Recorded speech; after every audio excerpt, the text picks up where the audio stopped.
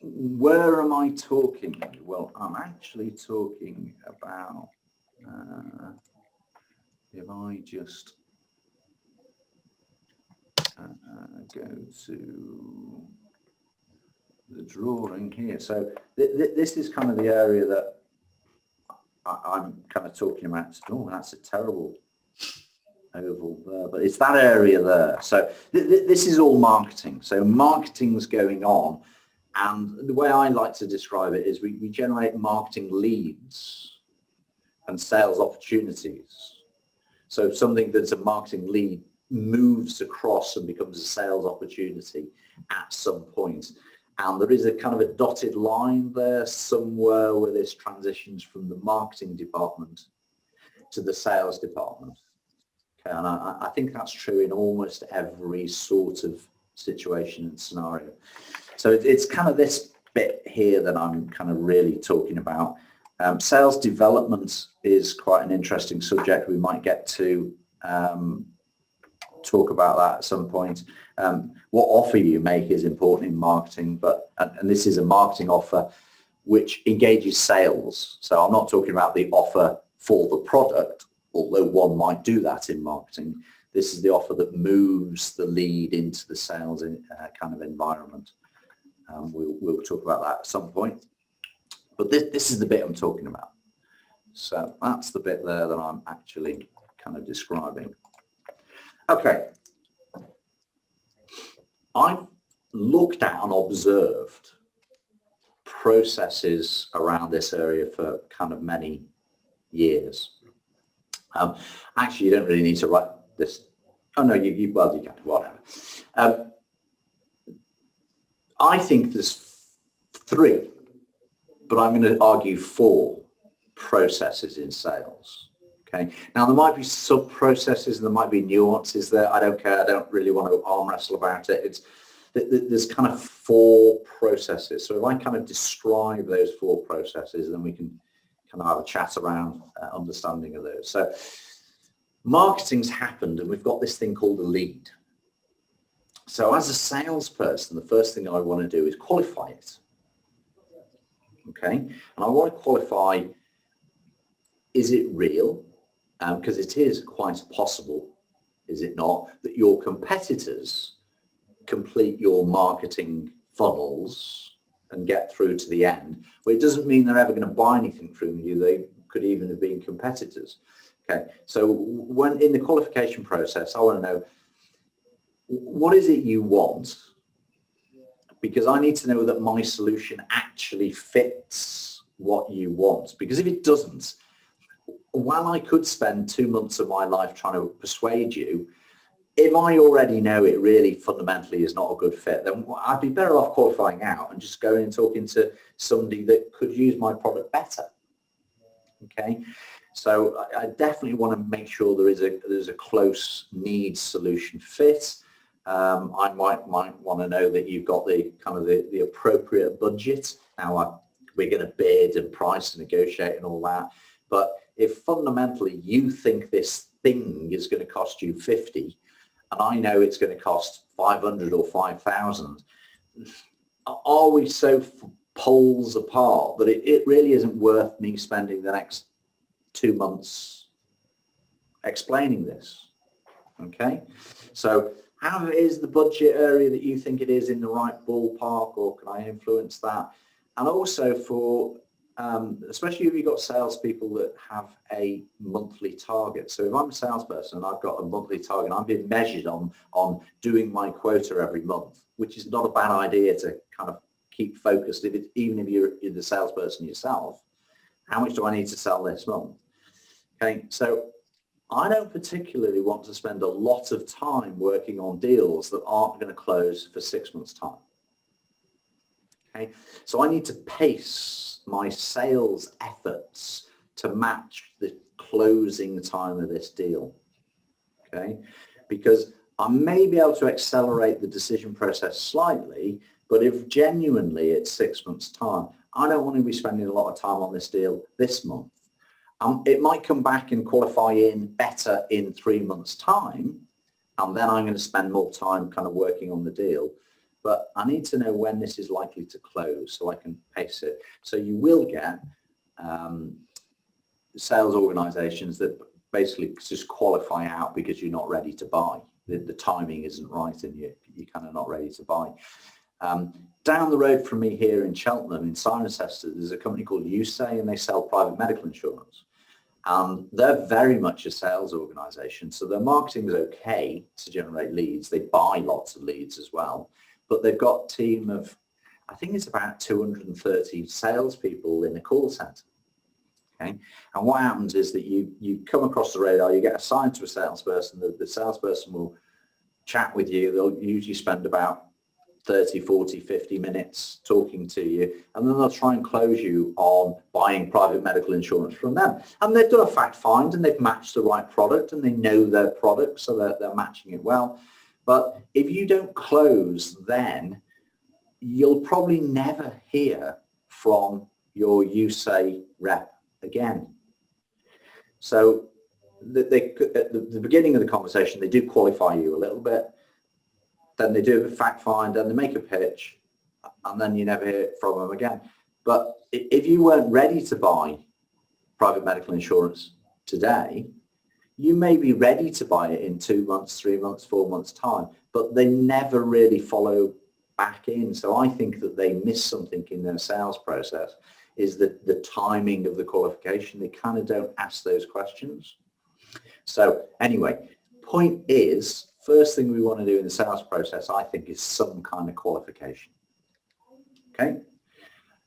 Next thing is we get into discovery, don't we? So I think you might want to buy, and I think I've got something that would be of value to you. And I think we're probably going to have a conversation about the price. So it's worth getting into a discovery process, a discovery exercise. Happy days. So you're finding out more about me. I'm finding out more about you. And that's what the discovery kind of process is all about. As a buyer, I've got a chart in a minute that covers this a bit more, but as a buyer, I have certain psychological needs. I need to know that you are listening to me in the discovery process. If all you do in the discovery process is ask me a series of questions and then talk about you, I needed to know that you were interested to me in the process. So there are some needs that, as a salesperson, we need to fulfill in the discovery process, which aren't just about discovering. And it goes back to those communication skills that I was talking about earlier on. There's some restatement and interpretation skills that we need to put into our script at that point in order to make sure that the buyer knows that we know what he wants. It's not enough for us to know what he wants. He needs to know, he or she needs to know that we know what they need, because then they can trust us to say, well, we've got a match. Does that kind of make sense? Okay, next thing after that is some kind of bidding, isn't it? It's right, understand what you're looking for. They say, how much is it going to cost? And you say, well, it's going to cost this. It's some kind of bid. It's some kind of proposal. You know, it might be really simple where there's a price and it's a product and it's a price and there's no real negotiation around that. If it's more service orientated, or if you have a series of different things that you can sell, you know, we might be into some kind of quoting, proposal, bidding type scenario. So that might just be verbal, but chances are there's some, they'll always say, can you send me an email with that on it, because I need to consider it. Maybe you can close them on the telephone there and then, happy days, and that's, you know, that's always good to do. But it may be that there's a proposal required. Now I tell a little story, kind of an illustration of a proposal. A few years ago, about 15 years ago, I used to do a lot of work with dentists. And it was a time when cosmetic dentistry was very, very popular. So normal dental practices were going away and getting trained and getting more skilled on delivering cosmetic dentistry, and that was great. So the normal, if you went to a dentist in 2003, 2004, your bill for going in and having a checkup and that was probably about £30-40. But the cosmetic dentistry work, that if you wanted a smile makeover, was 5, 8, 10,000 pounds, something a little bit more than that. So it's a significant difference from what they were used to selling. And they were skilled, the dentists were skilled, but they didn't, the real problem they had was they weren't closing these deals. And so, what talk me through what you do. Well, we do all this research work, we take photographs and we do all that. So, well, where is the patient when you tell them the price? Well, they're in the chair. So the patient's lying down, supine, in a chair with you wearing a mask and rubber gloves over the top of them when you tell them it's 10 grand. Yeah, okay, well, that's not a good environment for them to make a rational decision on 10 grand. So, okay, stop doing that. And what they then started doing was bringing the patient back in to a presentation of the case. Okay, good, much better. So we're presenting the bid, we're presenting the proposal. Okay, much better. This proposal that you're giving them, what's it look like? And they say, well, it looks like this. And they say, oh, well, that's not a presentation, that's not a proposal. That's a printout from your practice management system that looks like an invoice. It's just got line items with figures next to it. So let me ask you a question, Mr. Dentist. What do you expect the person to do with that when they get home? Well, when they get home, they say to their wife or husband or partner, been to the dentist, got the quote, and the partner goes, how much is it? 8 grand. You've got to be joking me. There's no, you're insane. And he goes, no, it's all fine. I've got this beautifully printed out invoice here with line items on it with figures next to it. No, that's not really very compelling. So all they started doing, we got them, is a really nice presentation pack, okay, that's got the case and what happens and photographs, not too many before photographs, but illustrations and testimonials and all those types of things going into the proposal, because the proposal ends up going to the maybe not the decision maker necessarily, but certainly the decision stopper, which was the significant other.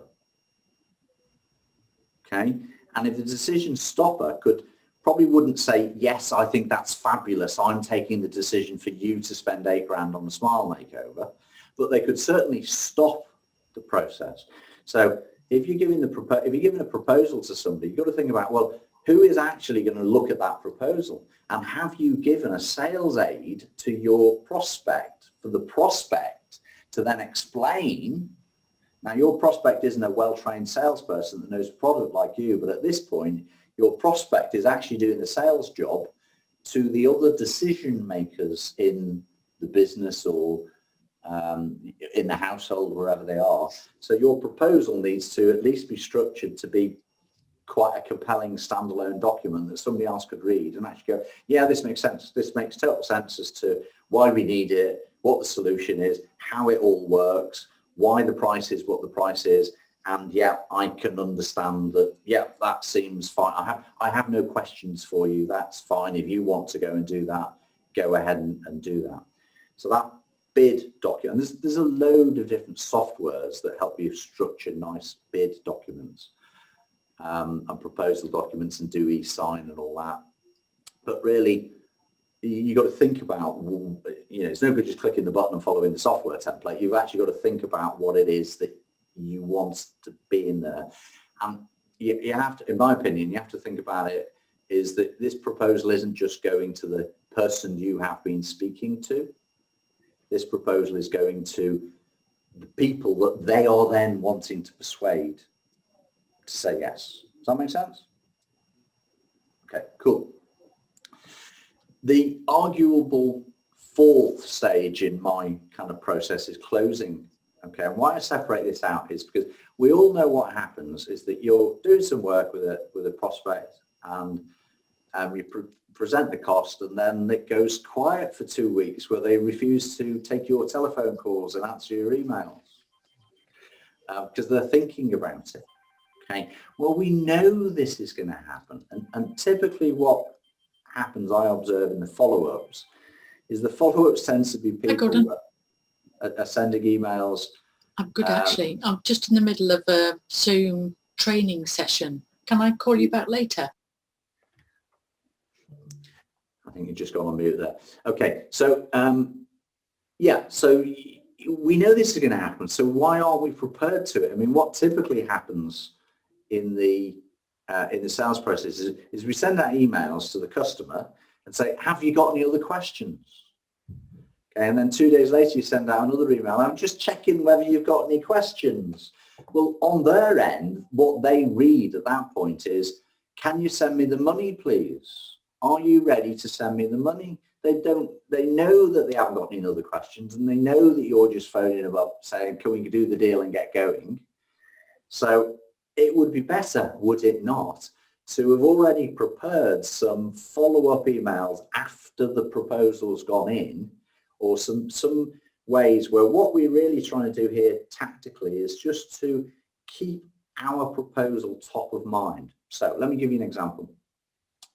2 days after we've had the bid sent to them and all that, we send them an email saying, oh, by the way, I was thinking about you and I just came across this article that I had in my inbox that referred to the thing that you were asking me about 2 weeks ago. Here's the link to it. Okay, so you didn't ask for the money, you didn't ask them if they got any questions, you just sent them something else helpful.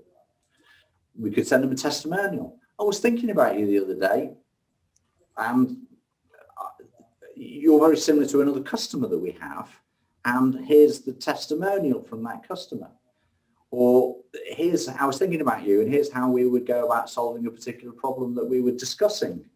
So you could have told them and sent them all this stuff before you put the bid in, of course, but if you did that, you wouldn't have anything to send them after you've put the bid in. And we know that they're going to go quiet on you for 2 or 3 or 4 weeks, maybe even longer. We know that's going to happen up front, so we could get that kind of arranged and sort of automated, that we can do that follow-up little process. And all we're really trying to do here is to nudge our agenda back to the top of their agenda with some helpful, valuable kind of follow-up. So I think, you know, we could argue there's some other steps in different things, and that's fine, whatever it is in your business. But I think there's fundamentally really 4 steps in most sales processes: qualification, discovery, bidding, closing. Does that make sense to anybody? Yeah, nobody. Any questions around that sort of thing, or we happy to say yeah? Russell, you got a comment? No, I agree. That's a great overview. Thanks.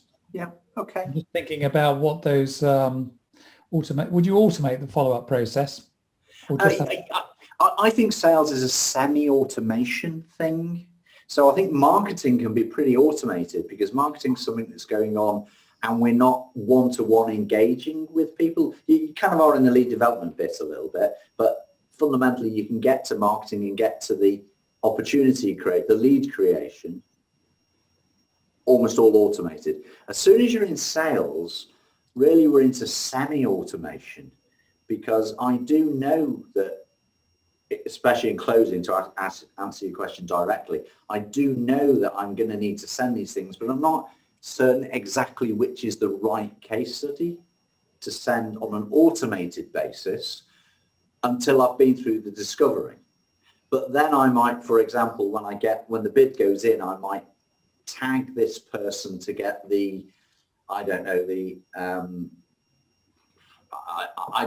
the service company DBA follow-up case study sequence.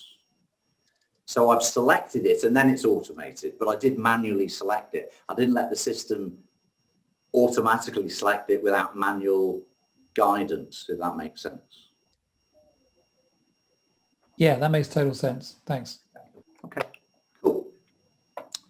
Okay, good. David, could I just ahead, raise a point that something I think that you raised that was very interesting was, I call it overcoming objections. You're talking about addressing the bid stopper. So I think that's a critically important part of the process. And when what you said right in the beginning about designing it and thinking about the sales process is critical, because if I'm hearing you correctly, you're talking about a number of decision paths that any particular client could take, and literally automating that into that follow-up communication, so that you don't have to sit on the client the whole time, and you're not begging for the payment, but you're actually adding the value that you may have given them before the process. Are you heading towards automating that by tagging them with a certain style, so you've got 4 different styles of clients or customers that you anticipate in your sales funnel? Yeah, kind of. We could definitely derive that and have the follow-ups, which is manually selected to semi-automate the little tasks. I mean, if I give you an example, if I think back to my IBM days, where we'd be selling so the software license fees in 1989, 1990, 2000, and all that would probably be £4 or £5 million of software licenses. The hardware would be about £2 or £3 million worth of what we used to call tin computers in a data center somewhere. The services was probably about £20 million worth of services for this contract that we were selling. So obviously in the qualification part, and certainly early in the discovery part, and this slide talks to it a little bit as well, I'd want to identify who all the buyers were. So if you actually look at Miller Hyman, does a nice job in identifying and naming the buyers. So they have something called a user buyer. So they have a user buyer, they have a decision maker, they have an evaluator, and they have an influencer, and they're different buying people or buying personas. So a user buyer, for example, might be the manager of the call center and the customer service department. Okay, so they're actually going to use the product. They're not selecting it, they're not paying for it, they're not evaluating it. But if they say they don't want to use the product, that can kill the deal. So as a salesperson, I need to get them on side. Now, they're not the decision maker, so, why should I spend any time with the decision maker? Because they can derail the deal, that's why. Okay, and then you'll have an evaluator. So the evaluator in the deal could well be a financial accountant or a management accountant that's looking at things, and there's probably a capital acquisition request going in the corporate to get the funding, especially if you're spending £30 million. So there'll be an accountant in here that's looking at the numbers and doing all that. So they're an evaluator buyer. Is this, and what they're more interested in is how does this stack up with other bids that are likely to come in? So I want to know, well, how are you doing your evaluation? Right. So in Craft, for example, a lot of the evaluations that went through in Craft, the payback was in staff overhead savings. So could I afford to spend £5 million on this bit of technology? It's a bit of technology. Well, why? Well, because it's going to reduce staff costs. Well, it's going to reduce staff. Well, what's the staff cost it's going to reduce? So if I wanted to influence that deal, I would definitely want to be presenting to the project management accountant. And this is why I think you're going to save £20 million worth of staff overhead costs. So 5 million is nothing. And I definitely want to make sure that he or she was nodding and all that, but they're an evaluator buyer. They're not the decision maker. The decision maker is the chief executive or probably the financial director, IT director in there. So yeah, I want to pitch to all those as well, but I need to tick off all these people that are going to stop me making the deal. Now, they were big deals with lots of zeros, and not everybody on the call or in the group deals with those sorts of sums. But, if we think about it, well, the person we're talking to, lots of us deal with people, and when we're speaking to them, they say, well, I've got a business partner. Okay, well, what does the business partner think about it? How are you evaluating this? I'm going to make a pitch to you, and you're going to evaluate it. Well, how are you going to evaluate it? I don't know. How am I going to evaluate it? Well, let me give you some structure as to how you might go about evaluating me. Because if I give you the structure, I know I'm going to win. If I let you decide the structure, I have no idea whether I'm going to win the deal or not. So people would normally evaluate it this way. This is the very common way of doing it. Don't forget to bring this in, and don't forget to bring this in, and all that. And, okay, cool. Now I've teed the deal up in the discovery phase to win it in the bidding phase. Does that make sense?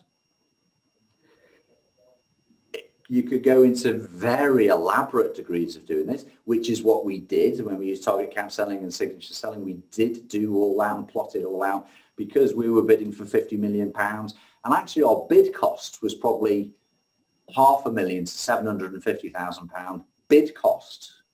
So my boss didn't want to spend £1 million on bidding for something I had no chance of winning. So we kind of made sure we were going to win it before we even started doing all the discovery and the site surveys and then the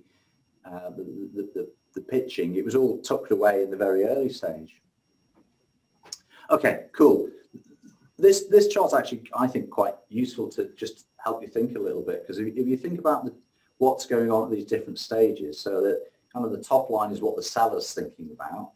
So, you know, looking for the pain points and the added value, that's all going on in the prospecting. Qualification, why do you want to buy this? Have you got the budget? Do I really understand your need? Because if I don't understand your need, I'm going to make a mistake. So do I really understand your need? Does the solution fit? Do we have the resources? Do you have the resources to execute on this?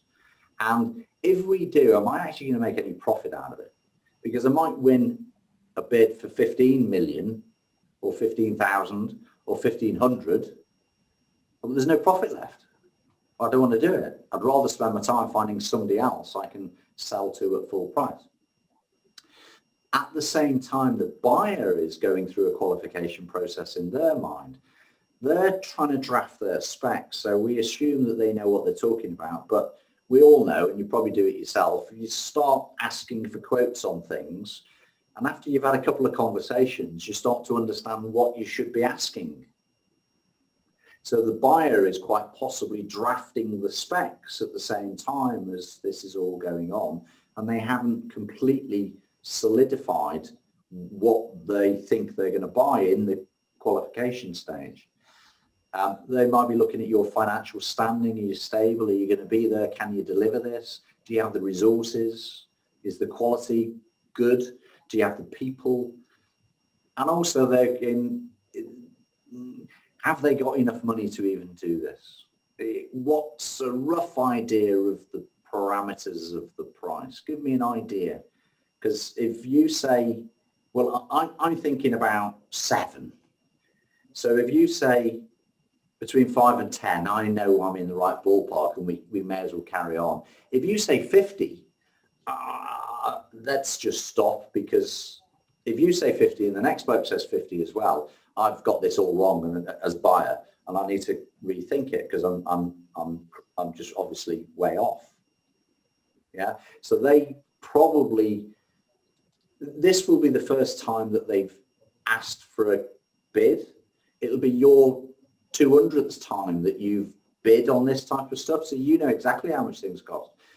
Unless it's something they're buying all the time, they've no idea how much things are realistically going to cost. So they do want to get an understanding of their kind of guide price.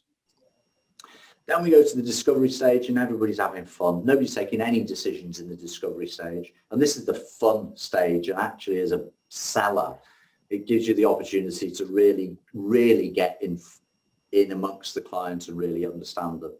But one of the things as a seller that you probably want to be figuring out in the discovery stage is, how are you going to close this deal?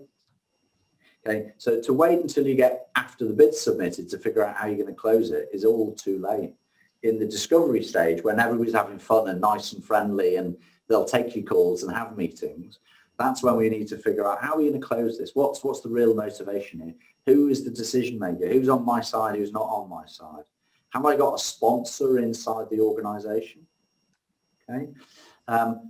If you're smaller deals, less people involved, and the thinking is, well, what is it that this person really, what's the person's trigger point? What is it that I can say in a week's time that I know is I'm going to nail it, because I've already figured out in the discovery phase what it is that they're wanting me to say at the appropriate time. Okay. From the buyer's point of view, options, one of my options here. They're also thinking about the suppliers and which ones they think they can work with. You know, if the salesman's the right pain in the arse, then they may choose not to work with that particular organization because they just got on better with the other people. The price was similar, but they chose to work with the people they seem to gel with a little bit better, particularly if it's a little bit more involved of a project or a coaching project or an engagement of that nature. Then they want to enjoy working with you. So that's part of their consideration there. And trust, who do they trust? You know, if I'm going to work with you on an extended project for 12 months, doing little bits and bobs, and you're going to coach me on something, then I've got to trust what you say and do. So there's all the kind of credibility pieces that I can slide into the discovery process that builds my level of trust. Bidding, okay, we get to bidding, and that document we've already talked about something that's nice and tangible and is effectively a sales aid that can be used inside the organization. But, you know, by the bidding stage, I want to know who all the influencers are. Not only that, I want to know that I've already influenced the influencers. So we would tell the finance director, what we'd actually do is we do a pre-bid bid, right? So we go in with the document kind of written and say, look, I just need to get your feedback on a couple of points, make sure I'm getting this right, so that when it's presented to the CEO and it's, you know, you've been involved, it's all right. And I'd actually show him exactly what the bid was going to be so that he or she weren't surprised when it came in.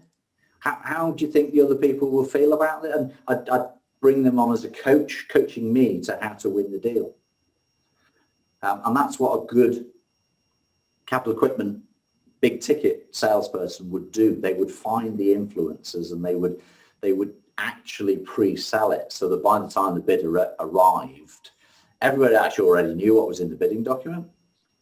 And everybody had said, yeah, well, there's nothing in there that's objectionable. It doesn't mean that we've got a rubber stamp on it, because they're not daft and they are taking bids from other people. But it does mean that I'm not making a calamitous mistake with the way I'm putting this together, because I've checked it before the bid always comes in. I like to tell them the alternative. So an alternative is always do nothing. So, you know, there's alternatives to the bid. I need a cascade that people can go, well, I'll buy the big thing, and that's, you know, 50 million. But, you know, what are the alternatives? Well, you could go with my competitor over there. That's a point solution. You could knit that together with that and that together with that. But obviously you write it in a slightly unpalatable way, but you recognize the alternatives. And an alternative is to do nothing. Well, if you do nothing, you won't spend any money. That's a good thing. But neither will you get the benefits. Okay, I'll make the value of it pretty clear. If you think about it from the buyer's point of view, they're looking for the best option. They need to justify it either to themselves or to the business partner or to the organization they're in. So they need to understand how they're going to justify all that. Risks, what are the risks for them of it not working? You know, if it's training of some description, then what's the risk of it not working? What's the fallback? What, you know, and that's what they're trying to evaluate. It's not just price, it's how does this thing actually work? If there is project type work, well, who in the company, in the buyer side, is going to be doing the project? Because I know you've got a team of consultants who are going to march in and I'm going to pay for them. But I need a project team on this side that are going to spend some hours working through this stuff with the consultants for us to get it implemented. So have they been identified, and do we know who they are, and is that all feasible? Can I actually do this thing? That's what the buyer's thinking about. And then the closing, make it easy to say yes, objections handled. Frankly, we shouldn't have any objections by this point, because we should have handled all of them beforehand. Doesn't mean people won't come up with extra objections, but if you're a decent salesperson and you're working on a project at a bid that's big enough to actually put some time and energy and thought into, if you get an unseen objection after you've bid, you've dropped the ball somewhere, frankly. You know, there should be no objections by the end of the process because you've dug them all out and handled them. The buyer at that point, how do I get this running? So it might go quiet on you and you think, well, that's a terrible thing, it's gone quiet. Well, it might actually just be that the buyer is trying to line up their logistics. So they don't want to take a call from you because they're not quite ready to say yes. But it doesn't mean they're saying no. They're just trying to line up their logistics. So they need to do that. And had to get HR involved in this person and this, and they had to sort all that out. And it might be that they're kind of lining up their logistics that way. However, for when you're selling anything as a salesperson, when you're selling everything, you need a kind of an agreed personal contract at every stage. So, okay, bid's coming in, or I'll send you that on email. Can I make an appointment with you in 2 or 3 days' time to get some feedback on that? So I'm not phoning you in 3 days to ask, have you got my money ready yet? We have an appointment in 3 days where you agreed that you would have an answer for me, and you take my call and it's scheduled, it's in the diary, we've got an agreement to that. If at that point you tell me no, I'll accept no. Well, actually, I won't accept no, but you know what I mean? It's like, yeah, it's not a surprise that I'm now sent you the email and that's the end of it. I now don't have an appointment with you. No, I've got an appointment with you after the bid has gone in. If you don't turn up for it, that's rude, and we've developed a relationship. So the buyer is not going to not turn up for an agreed appointment, even if the answer is, I can't say yes yet, or no. They've made the commitment to turn up and tell you the answer to the deal. And even if I was selling keeping Infusionsoft is kind of a one-call sell, and it's not very expensive, but we make an appointment. If somebody says to me at the end of it, or one of the sales guys, I need to think about this, I need to talk to somebody. Okay, great, no problem at all. It's absolutely fine that you would want to talk to your business partner about this. When can we speak next? Tuesday, yeah. Morning or afternoon? Afternoon, yeah. 3 or 4? 4 o'clock. Okay, so a three-legged stool close on them. 4 o'clock Tuesday, I'll give you a call. This is the best number? Yeah, it's the best number. Okay, cool. We got a diary appointment, even for a couple of £100 worth of software sales. I still want that diary appointment. Does that make sense?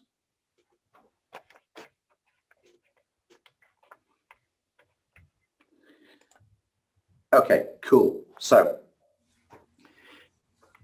this little matrix document, and in the chat you can go and download this, but it's just a table. But this is kind of the things that I think, well, this is what we work through when somebody's trying to set up a sales pipeline, whether it's in Keap or Infusionsoft or a Pipedrive or whatever. It's like, before we dig into the technology to start to set this stuff up, don't let the technology drive us. Let's figure stuff out. So for the stage name, so what's the name of the stage? What happens during that stage? What's my evidence that that stage is completed? And then I'll look at the time it should take and the win probability. And then what resources do I need? And only then think about, okay, so what's the automations that can save me a couple of minutes here? So this is particularly useful to have all this figured out in this level of detail if you've got a sales team, okay? If you've got 2, 3, 4 sales reps working away there, they're all talking a completely different language. So their idea of qualified and my idea of qualified may not be the same thing. So sales reps are notoriously over-optimistic to qualify people into deals, right? Because that's their job. and they want to work with people, and everybody loves the discovery stage because there's no decisions or threat going on in the discovery stage. So all the salespeople want to get into the discovery stage. Never mind whether it's qualified. I'm sure I can persuade them if we can get into the discovery stage. The problem that gives you as the business owner or the sales manager, effectively, is they're wasting their time and company resources working on things that may not have fit, can't be closed. Maybe there was a better opportunity somewhere else. Maybe their time would have been better spent prospecting for a better lead rather than working the 3, 4, 5 leads that they've got, of which, frankly, 3 of them would have qualified out. Well, work the one you've got and find 3 better ones would have been a better answer than waste your time on the discovery stage. So to have evidence, what's the evidence? When I worked at IBM, we actually had to get to qualify, we actually had to get a letter from the finance director of the company where the finance director had signed to say that he or she wanted to work with IBM as the preferred person to work through the discovery stage of the bid. So you can imagine when the finance director went to the board and the procurement guy was there and he said, well, you can't sign that letter. We can't do that because we've got some processes for buying. But the finance director would come back and say, well, I can't do that. And we'd have to say, well, if you can't do that, we can't progress this bid because I have to talk to the bid committee and they want your signature on a letter as evidence. Otherwise, we have to qualify out. Now, I was lucky because I was working for IBM and people actually wanted to work with IBM. So the finance director would have to say, well, okay, I'll sign your letter. So they just made a micro commitment. The point really is that, well, what's the evidence that we've moved, that this qualifies in? And if you don't force your sales guys, and that might be you, to really think about, well, what is the evidence we're moving from these stages, then you'll just fluff the thing through the stages in the hope that you really want to put as many bids out there as possible. But it takes energy and effort to do this discovery. It takes energy and effort to put a decent kind of bid document together. And if you were never going to win it, why did you bother in the first place? So having kind of evidence of moving this stage is complete is extremely helpful. And then that makes you think about, well, what do I need? At this stage, what is the resources I need? So in the discovery stage, do I need collateral? Are we doing a demo of something? Do we do surveys? Are we doing a fact find? Do we need calculators, ROI calculators? What are the tools that I need in there to be really efficient and effective to move it through this stage? Okay. And then what are the automations? So it might be that there's some email templates that you can write and then trigger, but you're not triggering every one of them. You're only triggering a select few of them. That's fine. I just have them as templates that I then trigger, as opposed to campaigns that run at any time. And if you're talking about Infusionsoft or Keap, so you've got Campaign Builder, and you've got, when you add a note to a contact record, it triggers sending an email.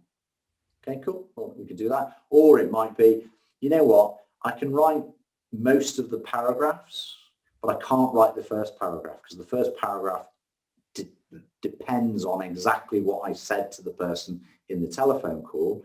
Okay, so I've got an email template, but I'm not even triggering it inside Campaign Builder.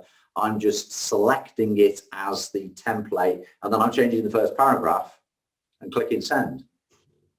Well, if it's got 4 paragraphs and you can pre-write 3, well, why wouldn't you do that? Saves you writing the same 3 paragraphs all the time.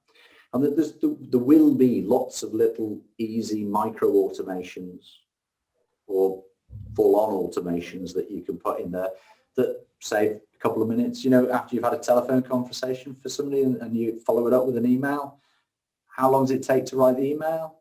2 minutes, 3 minutes, 5 minutes sometime? It's the same email you've written dozens of times. You can have that kind of automated, and best automated inside the CRM, because then you have the full and contemporaneous record of what was sent and, you know, when you sent it. It's all time-stamped. You could just do this with templates in Gmail or Outlook, but then you've got the problem of, well, did I send that? I can't remember. Did I send it to that guy? And then you're searching in Outlook to find it, and it becomes a nightmare. So it kind of needs to reside in the CRM, and it's easily doable. It's not a problem at all. Okay, so really that matrix is, in my opinion, the key to the unlocking the use of the technology. But it's also really, really helpful in the thinking process of, well, what are the sales stages, and what happens when a sales stage is complete, or what's the micro automations that I need to trigger, what's the things I need to trigger as we're moving through those, and just collecting everything together. Takes a while. You know, you don't just, I would doubt anybody would just sit there and complete this matrix inside half an hour and write it out and get it perfect. I would be surprised, because there might be bits of collateral. And, you know, last week we were talking about testimonials, for example, to answer objections. Okay, well, this would be a brilliant use of those testimonials, would it not? Have you got the testimonials that answer those objections? Maybe yes, maybe no. Okay, so I need to go and get some testimonials that answer those objections, and then not set them all up front as soon as I get a lead, because I need to hold some in reserve to keep the sales process going as I go through. Does that make sense?